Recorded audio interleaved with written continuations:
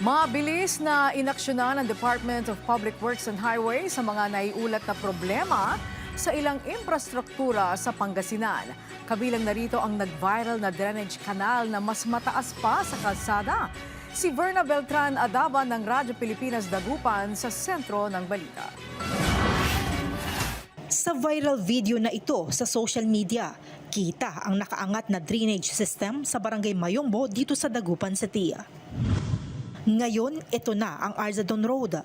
Maayos nang nakakadaan ang mga residente at motorista. Konkreto na rin ang kalsada at hindi na nakaangat ang drainage system. Sa inspeksyon nga kahapon ni Department of Public Works and Highways o DPWH Secretary Vince Dizon dito, tiniyak ng kalihim na matatapos ngayong Hunyo ang natinggang proyekto na noon pang 2024 sinimula na.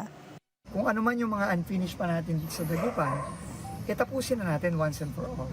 No? So, and para kay Tatay, kay Kagawan, makakaasa sila na ito, ilang linggo pa lang to, nagawa na, 1 week pa lang, at makakaasa si Mayora, si Tatay, at si Kagawan na within the month of June, kumpleto na tayo dito sa Mayombo.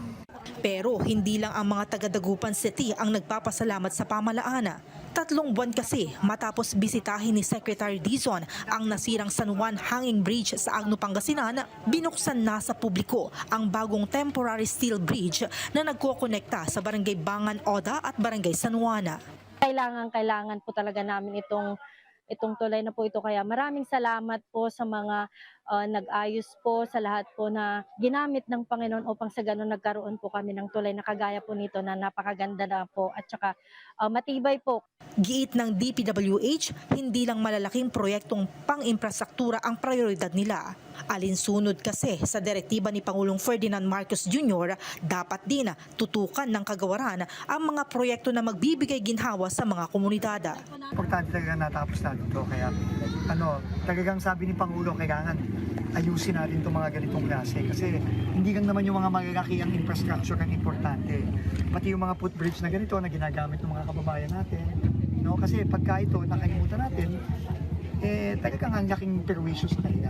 Nakatakda namang simulan sa susunod na taon ang konkretong tulay sa parehong lugar na inaasang magbubukas ng mas maraming oportunidad at komersyo sa bayan.